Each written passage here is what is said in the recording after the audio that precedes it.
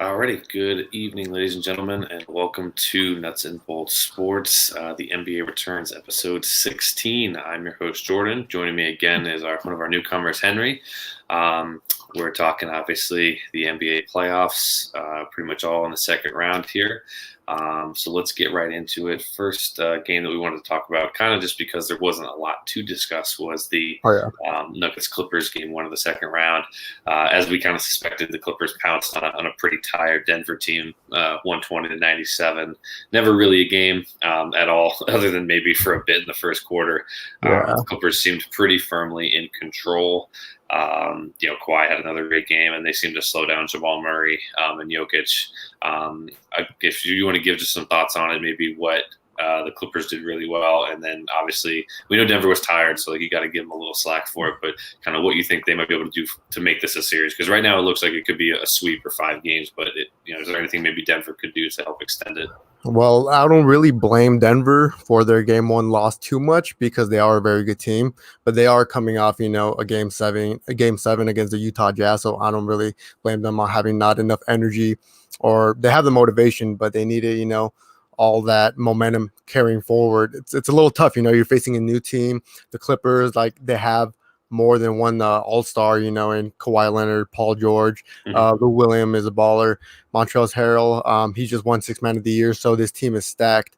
But honestly, I felt bad for the Nuggets because I saw how tired they were. And like I told you before, like, seeing them play made me tired because I can just barely imagine, especially Jamal Murray, coming off his best series so far in his career, barely scored 12 points in 33 minutes. That's not the Jamal Murray that they need and they want, obviously. But, playing against right now, I think we all saw Kawhi Leonard just took over the game. Paul George has yet to really live up to the whole playoff P mantra. Hopefully this series, he can turn it up to really push his team over the top, but he's still lacking a little bit of parts. But at the same time, the Nuggets need to play like they did against the Jazz, not just Jamal Murray takeover, because they can really just solely rely on that now. Like, they need Jokic, Paul Millsap, Gary Harris is back. Gary Harris is a huge piece. I don't care what anybody says. I believe he's a huge piece to the Denver Nuggets. And Mike Malone, Amir, did you see that he was defeated? Like, he looked like he got his soul crushed by the Clippers. And I felt bad for him. But the Nuggets, I can see, like you just said too before this, I can see it being a sweep, even though I don't want it to be, because the Nuggets are a good team. Michael Porter Jr., young talent, but inexperienced. This is where inexperience is going to meet experience, And I just want to hear your thoughts on, what Denver's individual players can do. I know you have your eye out on, the big name, Jamal Murray, Jokic and everything, but what do you think about their role players heading forward and what they have to do? Yeah, I mean, obviously, to kind of reiterate that, Jokic and Murray really have to be, the superstars that they were in round one for them to have any chance at all. But they're not good. They haven't gotten a lot of help from their bench, especially over the last couple of games. Porter Jr. had a really good seeding round. He was, I think, first team of the all bubble for the seeding games, but he's kind of hit that rookie wall, and teams are starting to figure him out a little bit. Yeah. And that happens. I don't think that's something that you can attribute to him long term. I think he'll figure it out. He's definitely shown that he can score in this league and do a lot of good things on that end. But I know defensively he looks pretty lost, and they just haven't gotten quite the help. Having Gary Harris back is definitely huge, but he's clearly still trying to shake off the rust himself. And for him to come back and have to play a game 7 right away, and then now he's got to chase Paul George, Kawhi, Lou Williams, like all those kind of those talented Clipper guards around is not ideal. So Denver is definitely in trouble here. Like we talked about, I definitely could see a sweep, 5 games at most if the Clippers have an off night. But they're in all cylinders. They look, the Clippers, give them credit, like they came out focused. Some teams could have fallen into the trap of thinking that they were going to win, and not having to necessarily put forth the effort, but they didn't. They played hard, pretty much all game. Kawhi. He's just one of those quiet 29 points. And you're like, oh, how did he get that many? Yeah, right. It's like at the end of the game, like we notice. I mean, we see the stats and then we notice what he did, and we're like, okay, he's not just a quiet guy overall, but at the same time, his game itself is very quiet. And Paul George really accredited that because at a post-game interview after they won against the Mavericks, he gave Kawhi Leonard credit in terms of just saying he's a quiet man in the locker room, but when he has something to say, everybody listens because he lets his game do the talking. He lets, whatever few words he has to say in the locker room do the talking. And I feel like I wouldn't want to face him because he looks so robotic that I'm like, I can't intimidate this man at all, So I feel like the intimidation factor for the Nuggets is going to be really hard. But do you think that Jamal Murray is capable of having one of those games that he had against the Jazz, against the Clippers? Because we saw their confidence waver a little bit, in game one. Everybody looked disappointed and everything. But do you think, to our surprise, to everybody's surprise, he's able to go up against Paul George and Kawhi Leonard and drop 40 plus points, 50 plus points? I don't know. What are your thoughts on that? Yeah, that's going to be really tough. I mean, I feel like they're going to need one of those games from him to really have a chance. But Paul George, for all the criticism I think he's gotten in these playoffs, and fairly so, is still a very, very good perimeter defender. Kawhi is obviously Kawhi. He can go guard you if you need to. And even having Beverly back has been going to make it even tougher. So he's got three levels of defense. The only hope that Murray has is if he can get it going early with his shot and then get to the rim, because Zubac is a big body, but they don't really have any elite rim protectors. So if he can kind of start that trend and get himself going that way, it might open up the chance. But I mean, if I had to put like a percentage on it, it'd be 2%, 3%. Like I have very little confidence in that. And again, that speaks more to the Clippers themselves than I think it does Denver, who earned a hard fought series win in game one, coming back from 3-1. Yeah. But you see they seem like they're going to be running out of gas here, and we'll see what they do in the offseason. They got to make some other moves. They clearly need like a third piece that can Paul Millsap isn't that guy anymore. Barton and Harris are good, but they're not really those guys either. So they definitely need like a third piece. So it'll be interesting to see kind of what they do. We can kind of talk about the other game that happened last night, a much more exciting game. There you go, please. Boston Toronto game 3. Boston with a chance to go up 3-0 on the defending champs and effectively put the series away. Give Toronto credit. I know you're a Boston fan, so we'll get your thoughts on it. Toronto, bounce back. They come back with a hard-fought win, 104-103 on the OG Anunoby three-pointer at the buzzer after what we thought was the game-winning dunk by Tice on a fantastic pass from Kemba. I thought that whole last possession was great. He kept his dribble alive to the last possible second and waited, drew the defense in, found Tyson. I thought, oh, that's the game. And defensive breakdown. Brown just get there a little late. Lowry makes a great pass over Taco Fall. And then Anunoby, to his credit, hits the shot. And now we have a 2-1 series. Toronto's got a little bit of momentum. They're still down, but they have a little bit. They kind of came out like we thought they were going to as champions. What did you see in that game, either from Boston or Toronto that you liked or didn't like? And then, what are your expectations for game 4? Well, obviously, as a Celtics fan, I would have to be, in an unbiased standpoint, I'm going to give it to the Raptors because the way they executed that inbound play in the last second, with half a second to go, I thought it was incredible. It was a complete meltdown for the Celtics. It was kind of the same thing that happened with the Thunder and the Rockets. I feel like people are living in the inbound play. I don't know if that's a theme now in the playoffs and the bubble and everything, but it's just, are they able to execute that Taco Fall, over Kyle Lowry? For some reason, somehow that didn't work. I'll give it to OG. That was a clutch shot, and the Celtics just, I think that was it's kind of hard to put into words because it was a half a second shot by OG that kind of saved their series, because if not, they're going to be in a 3-0 hole. And obviously, no team in NBA history has ever come back from a 3-0 deficit. But, they've come back from a 2-1 deficit or a 3-1 deficit before. For the Celtics, they need to figure it out in terms of, their defensive plans down the stretch, because OG figured it out. Kyle Lowry was balling. He had 31 points.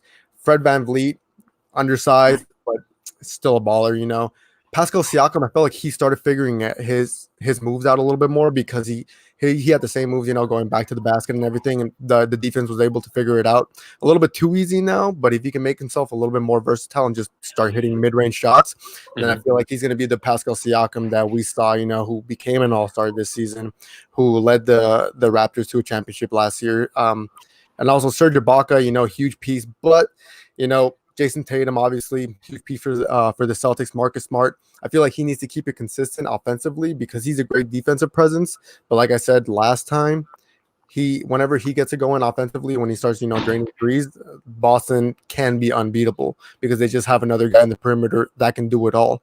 Kemba Walker played great. You saw, like, as you said, his last play, giving it to Tice. I thought it was a broken play. As a Celtics fan, my heart was beating through my chest, and just seeing him, he's named Cardiac Kemba for a reason. We give him the ball, in the last second or in the last minute, him or Jason Tatum. I thought it was a complete meltdown. In fact, it was a little bit embarrassing too because it was a broken play at the end for the inbounds. The defense didn't know where they were going. They left OG completely open. Even Jaylen Brown said it himself post game. He said it was effing terrible on his part. And yeah, I feel like these playoffs are really showing that, these games and these series are really living and dying by the inbound play or by the last second. That didn't happen, obviously in Denver and the Clippers, but everything that we've been seeing so far. Hopefully, the Celtics can pick it up in Game 4 because they obviously don't want the series tied, or else they're going to give full momentum back to Toronto. But give it up to Nick Nurse. He drew up the play. He's the coach of the year for a reason. I give him huge props for that because nobody saw it coming. I did not see that coming, especially when he put Taco Fall in front of Kyle Lowry. Which was a good move, by the way. I thought that was super smart by Stevens to put Taco on Kyle Lowry. Exactly, and that's the thing. And the thing that I don't get is why doesn't Taco Fall get more minutes, Like, if my brother brought up a hilarious point, he was watching the game with me, and he was like, he doesn't really watch basketball, but he was like, hey, why did the coach of the Celtics coach, just kind of throw that big guy in there out of nowhere? He's like, hey, you stand there and just stand there and do nothing else. As in, like, that's his only job, And I found that pretty funny because I feel like we can use Taco. We can use that presence inside because Cantor and Tice, they're solid players, yes, but they're very inconsistent in themselves, when it comes to protecting the paint. Fred VanVleet beat Tice to the paint more times than I can count during that game. It kind of it pissed me off a little. I'm like, how can, Fred VanVleet do that? But credit to Fred VanVleet. He's an excellent player, obviously. I want your thoughts on what the Celtics can do better moving forward, especially because, they don't want to see the series tied. So what do you expect from players such as Jason Tatum and Kemba Walker and Jaylen Brown? Yeah, definitely, Game 4, every game in the playoffs you can say is like must win. But especially a Game 4 like this against the defending champs, if you're Boston, you do not want to have the series tied because it really does give the momentum back, and all of a sudden it's just a best of 3. Boston's got to come out. They got to be a little bit better defensively, and just have to get just got to make some more shots. I mean, Tatum and Smart were such huge keys in Game 1, and they combined to go 9 of 33 in Game 2. Yeah. That's generally not going to yield good results, especially for Tatum when your best player goes 5 of 18. That's not going to get it done. Kemba did have a good game. I was really surprised. I thought he was going to struggle in this series, especially with Kyle Lowry and VanVleet being better defenders. But he seemed to do pretty well. His knee's holding up for now. That's good. As far as, if you're Toronto, we had another Kyle Lowry played a big game, and I'm not a big Kyle Lowry fan. I never have been, but the last year or so, he started to show up more in the playoffs, and yesterday was a must win, and he did. VanVleet had a good fourth quarter. Siakam's still struggling. I think he's running into a little bit of a wall here. He's plateauing. And I think this offseason, whatever happens to Toronto, whenever they're eliminated or if they go all the way, he's going to spend a big chunk of his offseason working on not just his shooting, but just other moves. It seems like he's only got a couple moves, and they usually revolve around him posting up and doing like 4 spins. Yeah. And Boston seems to have that pretty well solved. So they'll need to continue to do that if you're Boston in Game 4. Definitely keep Lowry and VanVleet in check, and they keep those two in check, and kind of keep Siakam where he's at. I think they should be okay because I feel like they've controlled most of the first 2 games. It was really the last couple minutes of the fourth where Toronto made that big run. So a couple of some better minutes from Tatum, maybe some I would say less shots from Marcus Smart because he feel like he gets in that rhythm, like he hits all those shots in the Game 4 or the fourth quarter of Game 1, and then I feel like going into Game 2, he's like, oh, I gotta take a bunch of shots, like I'm hot, and he's not one of their like 3 or 4 best shooters. So maybe spread some shots around, give Tatum some more, give Brown some more, and we'll see what happens. I thought it was interesting too with the inbounds pass. Obviously putting Taco, I said was really smart. I thought that was he's your tallest guy. Why would you not put him on there? The tallest guy in the league, yes, like. it was interesting too. Well, the interesting point is that like, I saw somebody pointed out today, and it may or may not have made a difference. But where Kyle Lowry was inbounding from, because they're in the bubble and they have all the space, he has extra space on the sideline there. Normally, where he was standing, there'd be like seats if it was a real arena. So he had like an extra like foot to throw it over Taco. Which if he's playing in like a regular arena, maybe that pass gets tipped. Maybe he's not able to throw because it had to be the perfect pass with the time that was left. It had to hit Anunoby like right here in the pocket, so he could just go up and shoot, and it did. So there was just like an interesting, kind of caveat to that. But we'll see what happens. Toronto has a little bit of momentum. They seem pretty positive. Van Fleet was very adamant after the game that Toronto or that Boston, messed up and gave them a chance. So they're the defending champs for a reason. Like we stated, they're going to come out, play hard again. I expect another close game in Game 4. I think the key is going to come down to those last 3 minutes is can we get the Jason Tatum takeover that we've seen? We've seen him do it this year. He really took the leap and has become one of the 15 best guys in this league. So I want to see, can he do it in the postseason? Can he do it in a big game against the defending champs? I think if he's able to step up, and whether it's get to the foul line or make some big perimeter shots, I think that's what's going to be the key for Boston, for Game 4. Literally, yeah, everything you said right now, it makes sense, especially because actually the point you brought up right now, the foot difference in the bubble that Kyle Lowry had, that's something I didn't know. So it makes you think, how would these playoffs play out? If things were regular, like would we see that OG game winner? Will we see OKC getting defeated in Game 7? It's just the bubble. Obviously gives a lot of leeway for differences, and there's a lot of discrepancies, in how players are able to play, because they also put in the emotional factor of not having fans and not having their families now that they can't have their families there with them. I feel like these playoffs are only going to get more interesting as it keeps winding down. But I don't know if you want to keep moving on to what game do you want to move on to now? Well, as good as a segue as it could be for Houston OKC, we'll save the Houston OKC / the Lakers. We'll get to the other Eastern Conference game that is now it's a 2-0 series lead from Miami. They pulled it out there. A very interesting and wild 60 seconds with some very questionable officiating, some poor play by Miami. Butler not calling a timeout, the turnovers, and then the Middleton free throws followed by the Jimmy Butler. You could really call both of those last fouls very, very questionable. I don't think either one should have been called. And then Jimmy obviously wins it with the free throws at the buzzer. With no time left. I guess we can kind of start with Milwaukee. They've been really. I thought they were punched in the mouth in Game 1. I mean, that was like a gut punch in Game 2. You saw Giannis was pretty emotional after the game. You saw. Just some of the other Bucks players just kind of in disbelief that they almost clawed their way back, only to see themselves down 2-0. And we've kind of seen this before. This is kind of becoming a little bit of a trend with Milwaukee. Not so much Giannis. I thought Giannis played a pretty good game. Maybe not his A game, but a good game overall. Didn't get any help from his teammates. The other starters were 1 for 11 in the fourth, so you got to cut Giannis a little slack there. But that's also a trend. Like, Eric Bledsoe is not a good playoff player. Middleton has struggled a lot of times in these playoffs. Some of these other guys aren't stepping up again for Milwaukee, and it really has them in a hole. So what do you think Milwaukee needs to do to get back in the series? Because obviously you don't want to go down 3-0, but even 2-0 to Miami, I find it hard to see Milwaukee beating them 4 out of 6. Well, I feel bad for the Bucks because I didn't think it was a foul. Did you personally think it was a foul on Giannis on Jimmy Butler at the end? Because like you said, it was very questionable, yes.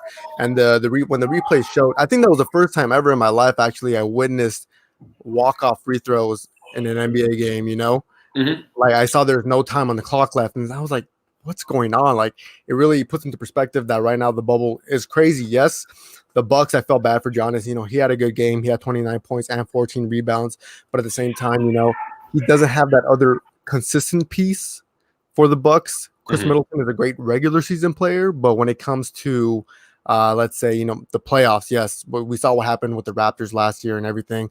He didn't show up. Again, he's not necessarily showing up, even though he had 20 plus points last game. I feel like it's accreditation to Giannis, he needing that other person, needing that other player, not necessarily an all-star. Actually, you know what? Scratch that. Yes, he needs another all-star, because he can't do it with the team that he has right now, which I'm still surprised. Somehow they're the best team in the regular season. But like I said before, that's the regular season. the postseason is a completely different game. And I feel like, Eric Bledsoe, Brooke Lopez, they obviously need to step it up because Giannis can be the only one, carrying the load the whole time. Because like I said before, Giannis, when you take him off the floor, it's kind of like a wrecking crew out there, trying to figure out who's going to run the offense or who the offense is going to run through. So I think there needs to be a lot of accommodations, for game 3, because they don't want to fall 3-0 to the Miami Heat, which is something that I can very see much happening now because Jimmy Butler is playing amazing. Bam is playing great. The whole Miami team roster as a whole is very balanced. Eric Spoelstra figured it out.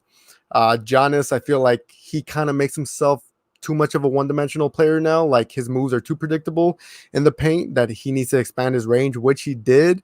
But at the same time, that's not consistent. So I want to know, what do you expect from Giannis? What do you expect from seeing besides just Middleton and Eric Bledsoe, but, guys like Brooke Lopez and all those other role players that, need to play a key role, going into game 3, game 4, and game 5? Yeah. Well, quickly to your first point about the foul calls, I thought both of them were wrong. I thought the foul on Middleton was crap, and I thought the foul on Butler was a callback that was also crap. My only caveat to those is that, as I always say, like whether the fouls are questionable or not, the defenders don't do themselves any favors by putting themselves so close to the guy that's shooting. And you give the refs a chance to make a mistake like that. So I wish that Giannis wouldn't have closed out so hard. And I forget who it was for Miami that closed out a little too hard on Middleton. But you put yourself in the situation as a defender by closing out too hard and too close, especially in today's game where it's all about they're looking to see if you're bumping the guy, if you're touching him. So it definitely didn't help. But still, the calls probably shouldn't have been made. As for the Bucks, I think it's easy. Talk about them being the best team in the regular season. It's very easy to be very good in the regular season if you have some talent, which the Bucks do. You have the best, one of the best players in the world, Giannis, who is able to go out there and dominate. You have guys like Middleton, who's a good shooter and a good secondary player, and you have, they have some other guys that are fun to watch. And if you watch them during the regular season, they played very, very well, historically well at times with their numbers and their point differential.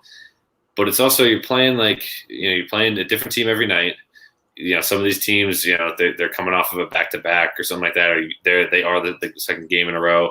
They don't really have a game plan. They're just trying to go out there and do their best against a team like the Bucks. And like, hey, we'll just try and slow Giannis down and see what happens. It's very easy to excel in the regular season. It's tough in the playoffs when you're playing the same team. They've done their homework on you. Mm-hmm. Every game matters. You lose a game in the regular season, if you're a good team and if you're the Bucks and you're 50-12 and you lose a game, it's like, okay, no big deal. Like, we'll just get back on the horse. But in the playoffs, every game is crucial, and so you have each team giving 100. You have that 100% effort from both teams, which you don't always see in the regular season. You have that in the playoffs. So you have a team. It's a perfect storm, really, in the series. You have a team that's super well coached with Spoelstra in Miami. He does a great job with film study. Came up as a video coordinator, so they hammer the film study. So they're watching everything. That's why they've kind of solved Giannis early in the series and at least made him work a lot harder. You have a team that plays already very, very good defense. They have those dogs that I've mentioned already, and Adebayo and Jimmy and those guys. So they're already out there competing, giving 100%. And like I said, you're playing them every other night. So there's not a whole lot of new tricks that are going to happen in the playoffs. You just have to execute better, and the Bucks just aren't doing that. And that's partially because of Miami, partially because Eric Bledsoe's never been a good playoff player. He's struggled for years now against Toronto last year, against Boston the year before that. Middleton was probably the only one that's really excelled in the playoffs over the last couple of years. He's coming down to earth. Like you said, he's a good secondary guy for Giannis, but he's probably not the all-star that Giannis needs. Not really a guy that can say, hey, I'll take over for 5 or 6 minutes. I don't think you could ask Chris Middleton to do that and expect it to happen most of the time. And I just don't think their bench is very good. I think their bench was a little overrated in the regular season because they have a lot of fun guys. They have a lot of, to be fair, they have a lot of fun white guys. You have Connaughton who jumps out of the gym. You have DiVincenzo, this little redhead running around from Nova, making plays. Kyle Korver is always a threat to hit a 30-foot bomb fading well the way to his left. They have fun names and fun guys during the regular season, but in the playoffs, Korver can't guard anybody. DiVincenzo's been terrible. Connaughton's not a great playmaker. So their bench essentially gets eliminated, and that's a problem because, like you said, when Giannis goes to the bench and those guys come in, Miami's subbing in. They're putting in Iggy, ton of playoff experience. Mm-hmm. Derek Jones Jr., phenomenal defender, really upped that part of his game. Olynyk came in yesterday, made 3 of 4 from three, and then you have Tyler Hero, who for the most part has been very, very good as a rookie for Miami. So Miami's bench comes in, they just obliterate Milwaukee, and that's where they really take the lead. So it's tough. I don't want. I feel like we always get in this rut of like teams down 2-0, and it's like how are they ever going to climb out of it? Like I don't want to go that far because it is still Giannis. He is probably going to be the 2-time defending MVP. So I see a world where they win the next two, and all of a sudden we have a ball game. However, Miami's going to make it very difficult. Like, the Bucks are going to have to play close to perfect basketball in the next two games, and we know how hard that is. Like it's very difficult to do once, let alone twice. So we'll see what happens. Giannis is really just going to have to crank it up. Giannis is going to just have to. And LeBron had this issue early in his career too, where he put up really fun numbers and he was fun. He was must-see TV, and his teams had the 1 seed, and then they would lose to the Celtics, the Magic, whoever it was in the playoffs. And it wasn't until he got to Miami where he had he got booed a lot, and he kind of developed that mean streak where it was like, F everything going on. I'm going to go out there and I'm just going to destroy you. And it took him a while to get there. And I think Giannis is kind of the same way. Like Giannis, he cares and he competes very hard, but I don't think he hasn't been like hardened yet by like a bunch of playoff losses. Like he lost to the champs last year. He lost to Boston the year before that, but he hasn't had like a really crushing series defeat. So if they do lose a series, I wonder if that would change with him. But until then, we need to see, like, he needs to play 40 to 43 minutes a game. He still only played 36 yesterday. He's got to tell Budenholzer at one point, like, if Budenholzer calls for a sub 6 minutes into the game, like he always does, Giannis comes out the 6-minute mark every game in the first quarter. Giannis is just going to say, I'm good. I'm going to play the entire first quarter. I'm going to play most of it. He's got to start to take things into his own hands because he's not getting any coaching help either. It's going to be tough. I think probably Miami's on track to win it in 6. I think the Bucks could win the next one, and then Miami's going to win, and then the Bucks will win Game 5. I think that's going to flip flop because the Bucks are too good to get swept. But that means that they're going to be out. I think they're going to be out of this series, and it's disappointing for a team who's put up historic numbers the last 2 years to not even make it to the finals. I think is really disappointing. I don't have anything else to add. I just think that's where it's going to be. Yeah, I want to bring up 2 things that you just said right now. The first thing being Giannis, playing less than 40 minutes. I kind of find that insulting, for what he's capable of and how durable his body is, because he's one of the most durable players in the league. If I knew, or if everybody knew he was injury prone, then I would understand like this type of minute restriction for such a superstar. But I don't know if you remember, but back in 2018, LeBron James, he played pretty much all 48 minutes, because his team needed that type of productivity from him. And they knew he was reliable enough to do it because he was durable. And Giannis is the same player. He's able to do those type of numbers without getting, too exhausted or anything, because he's called the Greek freak for a reason. He's a freak of nature. I believe he can do that. When, like you said, when he gets pulled off, when 6 minutes into the first quarter, it's kind of mind-boggling because you wonder, is like, okay, but why? Like they need to get it going a little bit more. Probably like 10 minutes, even probably playing the whole first quarter first. And then another thing that I want to bring up is you mentioned so many Heat players that I just want to highlight. Goran Dragic. He's a name that has been overlooked so much throughout these playoffs because ever since Game 1 with the Nets, he scored over 20 points each game. Game 1 throughout that whole series, and then Game 1 and Game 2 against the Bucks, he scored 23 points against the Bucks in Game 2. So I feel like he's become a huge piece. Sure. Because, Jimmy Butler only had 13 points last game, so their offense was kind of running through Goran Dragic, and Goran Dragic is a good player. He's played behind players such as Steve Nash, in those Phoenix Suns days and everything. And I feel like this is his coming out party as well. And what better time than to do it against the Bucks, because I feel like the Bucks are going to be their hardest challenge, going through the Eastern Conference, because if they face the Raptors, I can see the Heat taking it. If they face the Celtics, I hate to say it, I can see that game going to 7 games, but I can't really see the Celtics getting past the Heat at this point because they just look so dominant, all throughout. So shout out to my man Goran Dragic, because I've been playing the ball, and I just want to give credit to that. Yeah, and you're absolutely right. I forgot to mention him there, but he's well deserving. He's really been. He's taken all of Kendrick Nunn's minutes for the most part. Nunn was getting a lot of run in the regular season, and Dragic has been the veteran that Spoelstra has turned to, and he's rewarded the minutes that he's been given. So you definitely have to agree with that. And the only other point I just want to finish on is I think it just comes down. I'm still hammering the Giannis playing 36 minutes, like you said. Look at all. You think of all the best guys of the last 20 years. Think of the Mhm, Shaqs, the LeBrons, Kobe's, mhm. Durant's, all those dudes. Especially we're in the second round. This isn't the first round anymore. This isn't the regular season. Those dudes would play. LeBron and Kobe for their careers played They played the whole game. insanely Yeah. heavy minutes. LeBron and Kobe in their peaks were always playing 38 to 41 minutes a game, regular season or not. But especially in the playoffs, they always ramped it up to that. And I don't mind that the Bucks don't play Giannis a ton in the regular season. I think it's a great move. If you can win 55 games or whatever they're winning and clinch the 1 seed with Giannis playing 31 minutes a game, more power to you. Save him for the playoffs. Keep him fresh. I completely agree with that. But when the playoffs starts, you have to have the plan in place where he ramps it up. If he all he has to do is play like 3 or 4 extra minutes in the first, play 3 or 4 minutes extra in the third. He still gets the rest, at the end of the quarters, and he gets the quarter break, so he gets a little bit extra, media timeouts and stuff like that. So it's not like he can't get the rest in there, and he's also like 25 years old. Like he's spry. It's not like LeBron where the Lakers really have to pick their spots with LeBron. And that's why he comes out at the 6 minute mark, because they save him for the second quarter so AD can sit. But AD plays the entire first quarter and he plays the entire third quarter. So if he's doing it, there's no reason that a guy like Giannis can't. And I just think that would be a huge difference maker for when those Heat bench guys come in. Milwaukee's offense tends to stall when they go to that bench versus bench. So I think if Milwaukee wants any chance in this series, they have to do it. And if Budenholzer doesn't, I think this right here, this series could be beginning of the end for Giannis' time in Milwaukee. And I know that's like, I'm not a first take, like, let me just spew random stuff like Stephen A and Max. I don't like to go start, calling random shots. But if they lose again and they haven't changed the roster much, they may or may not change it again over the summer, depending on they may try to make the Chris Paul trade, maybe not. But if you're not playing Giannis a bunch, he's frustrated by a couple of years of losing. He's got 1 year next year, and then he's a free agent. If nothing happens this year or next year, this you could pinpoint this moment, this series, where another year of Budenholzer not making adjustments and the Bucks falling short with their high expectations. We could look back when he's in another uniform in 2 years.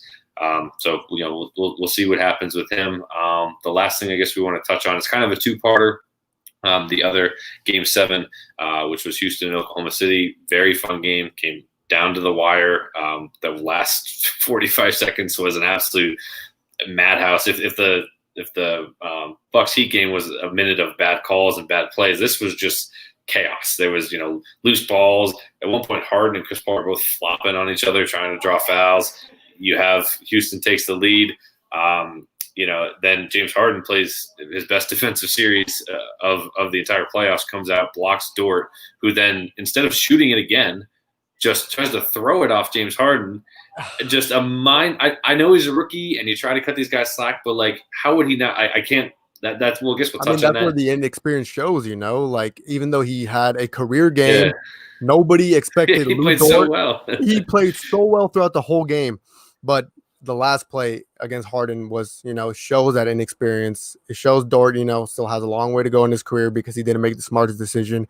Who would have thought that the Rockets would win a series off a James Harden block?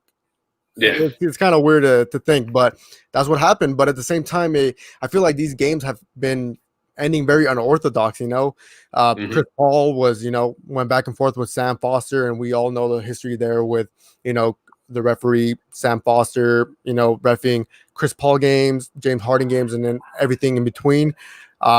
It was strange. And then I see Danilo Gallinari hitting, missing a free throw, pretty much given to them because Chris Paul is the most convincing guy in the league. You can't really argue with him that they pretty much felt that they needed to give him a free throw. But it was very weird. But I feel like James Harden, props to him. He's not known as a defensive player at all. But at the same time, if it wasn't for him, we probably wouldn't be seeing the Houston Rockets now facing the Los Angeles Lakers. And obviously, Harden didn't have the best game. He had 17 points again. And I don't know what it is with James Harden and Game 7s, but he just completely disappears, and he cannot do that against the Lakers, because the Lakers are, like I said, I'm a Celtics fan, but the Lakers are the Lakers. They got the players. They got LeBron. They got AD. They got JaVale McGee, Dwight Howard. They are too big for the Rockets. I feel bad for PJ Tucker. I feel so bad for him. He is 6'5", going against 7-footers, but he's been able to hold his own. But It's going to be interesting seeing what PJ Tucker can do against Dwight Howard, JaVale McGee, Anthony Davis, those type of players, trying to be down low in the paint, even though he's a perimeter player. James Harden needs to figure it out. He's a superstar for a reason. He averaged 35 points in the regular season for a reason. He's better than that. We all know it. Russell Westbrook, amazing player, but still trying to climb back from his injury woes and everything because he's still a little rusty. He's not the Russell Westbrook that we saw during the regular season. And, Mike D'Antoni, he needs to figure it out the most because, like I said, if they lose any series loss this year, Mike D'Antoni's out. He's out. They need to figure it out. They need to regroup. It starts with the coaching staff, the front office, and everything. Can you possibly see James Harden getting out of Houston if they don't win the championship this year, or is that going a little too far? It's not that I couldn't see him being frustrated enough to ask for something. It's just I don't think Houston would ever entertain the idea because they would never get anything of equal value for him, at least in their eyes. So I think that's hard, and you can't really trade Russ. If Houston loses anything at all, they're like we talked about on Wednesday, all they're going to do in the offseason is just bargain hunt for. They're going to find another Daniel House Jr. or Ben McLemore, all these guys that they've pulled from the NBA graveyard to come back here and play well. It's really Covington was pretty much their best shooter in Game 7. He was a guy who was kind of been tossed around a couple teams too. That's really all they can do. I do want to go back real quick before I talk about my Lakers. The ending of I can't believe Oklahoma City played so well in Game 6. Played I thought pretty well in Game 7. To keep it close.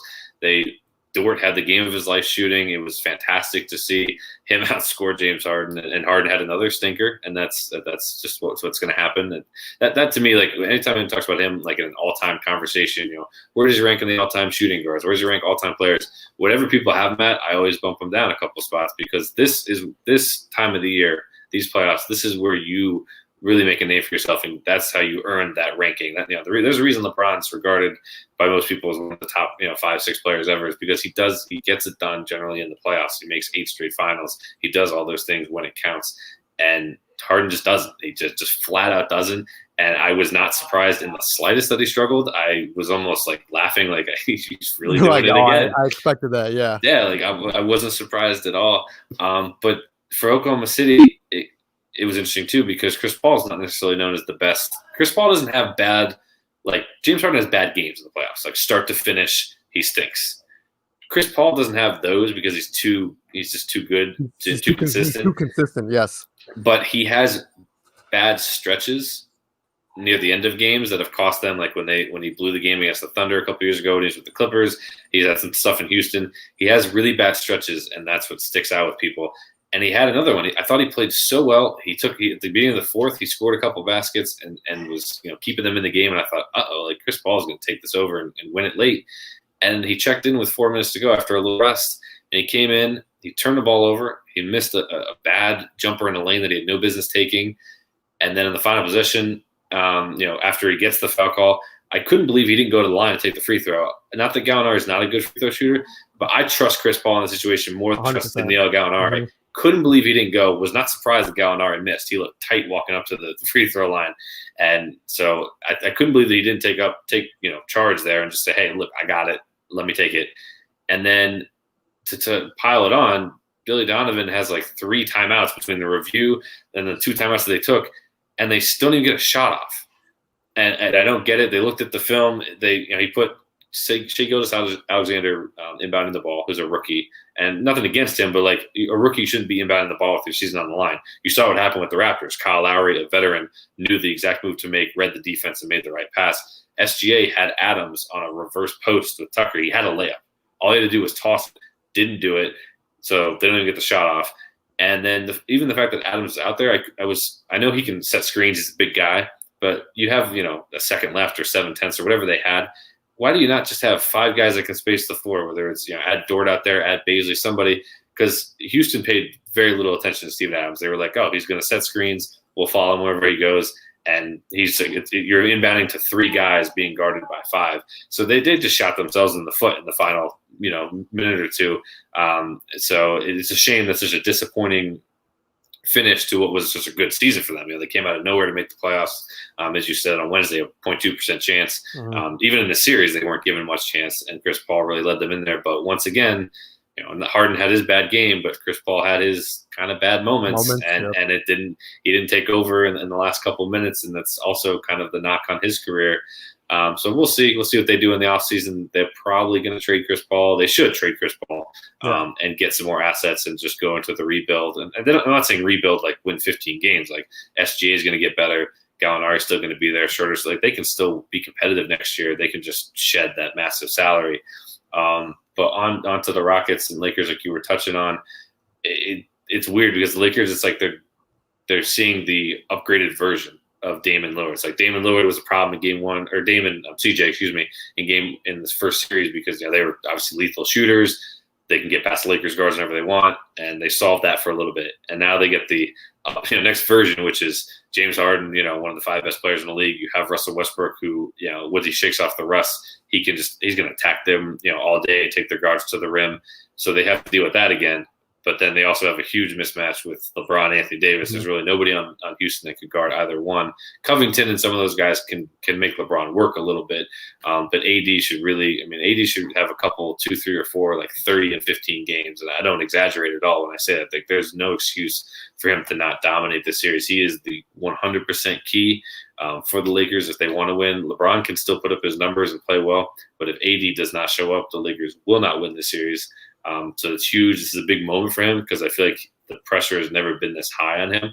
Playing in New Orleans, it was never really a big deal. Like if they won or lost, now it's this is big time. It's only the second round, but for the Lakers, like their goal is championship or bust. So the pressure's on him. We'll see what he can do. Defensively, it's going to be interesting. I think I'm going to get very frustrated because I think Vogel's going to try and stick with the JaVale McGee, Dwight Howard combo as long as possible, and I don't think he should. I get that they're trying to outsize Houston because Houston's trying to out small ball them, but you don't have to play it like that. You can get down to Houston's level, play Anthony Davis at the 5. He can guard 1 through 5. He's athletic enough to at least contest shots that Harden and Westbrook take, and just run all your guards out there. Run your Kuzma. Rondo's probable to play, so you're going to get 6 minutes from him. You have him, Caruso, Caldwell Pope, Danny Green, Kuzma can slide in there and play the 3. You have LeBron, obviously. You have a lot of bodies that you can match up, and just all you have to do is just switch everything. I don't think this is super complicated. I don't think what Houston runs is super complicated. I think it's a gimmick, and it's kind of bad basketball to watch. That it's either 3-pointer or layup. It's kind of boring in my eyes.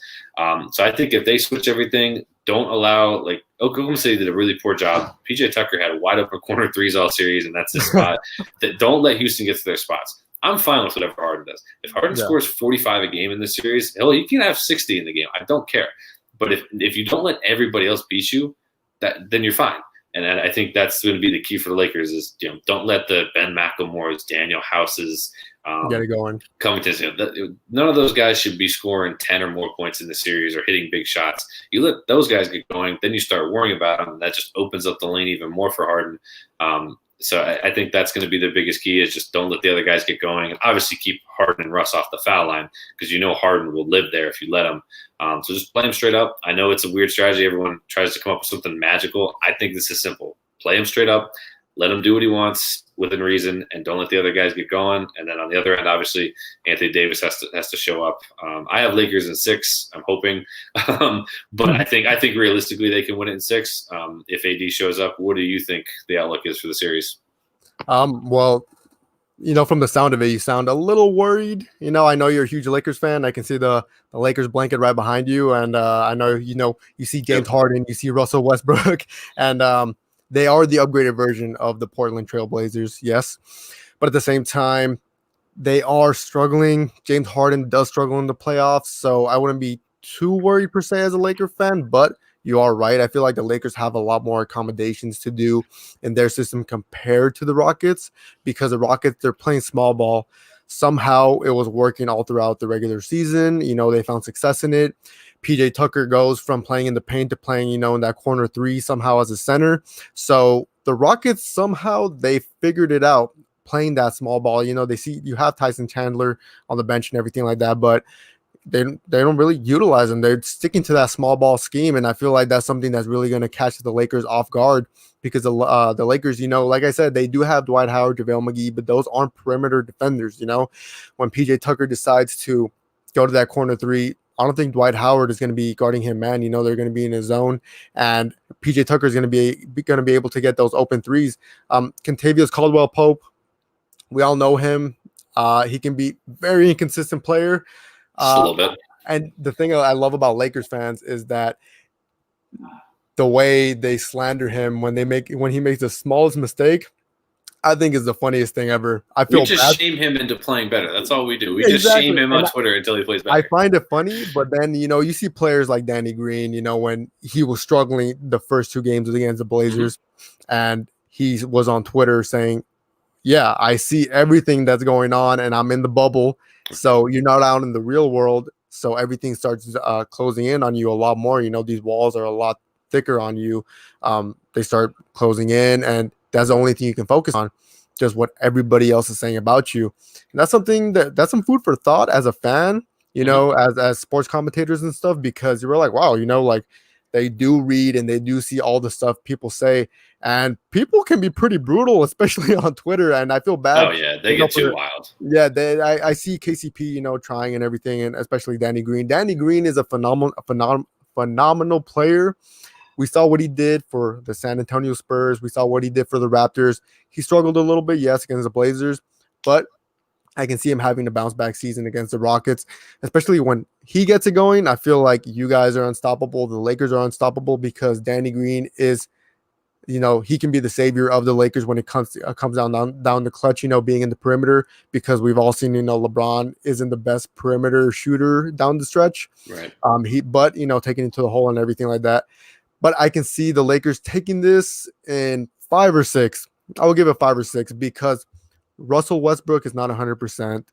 James Harden, like I said before, once it starts zoning in, once it starts winding down, he sees, the Larry O'Brien trophy getting closer and closer. That's when he starts shrinking. Mm-hmm. So unless that happens again, the Rockets are done. We need James Harden to pull the 35 points a game, that he did in the regular season, because that's what we know he's capable of, taking over those games. But I feel like the Rockets can be a one-dimensional team. They play a lot of ISO ball because of Harden.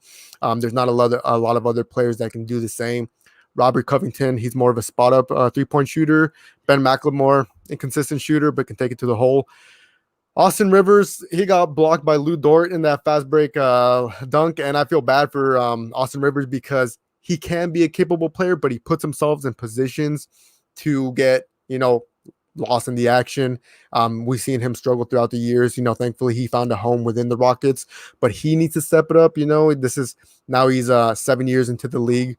He needs to step it up as that almost veteran, experience in the league to go against players like LeBrons, the ADs, the Danny Greens. I can see Kyle Kuzma having a good series, because we all know when Kyle Kuzma is playing good, the Lakers, yes, they are unstoppable, because that's another perimeter threat who can take it to the hole. And he's a big man too. He's like 6'7", 6'8". He's not a 6'2" guard or a 6'3" guard. Right. He topples over these players. Russell Westbrook, explosive, but he's not as explosive as he was before. That type of athleticism is starting to dissipate a little bit. But I feel like the Lakers are in a good position to win. They just can't let the Rockets let themselves figure it out, because once they do, and then let's say they go to a game 7, do you see James Harden having a 40-point game against the Lakers? Yes or no? Not a game 7. No, okay. never in a million years in a game 7. But yeah, it'll be interesting to see. Lakers they made more shots in the last 4 games of the Portland series after the abysmal game 1, so they got to continue to do that as well.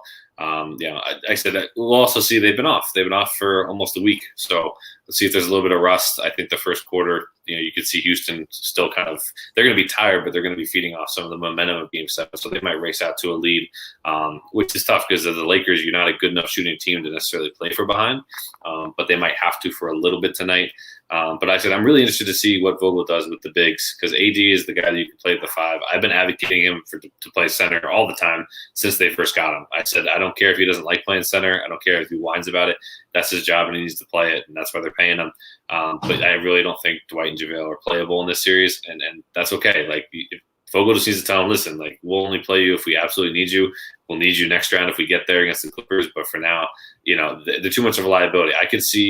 All I see when they play is just James Harden's going to hunt for the switch. He's going to pick and roll, get the switch one-on-one, and he's going to foul. They're atrocious committing fouls. So I could see them committing a lot of fouls and putting them on the line for free points, which you don't want to do with Houston. So if they can make that adjustment early, stick with some of the smaller guys, go small ball, match Houston, and still, still exert your size advantage with LeBron and AD. That's always going to be a physical mismatch with those two.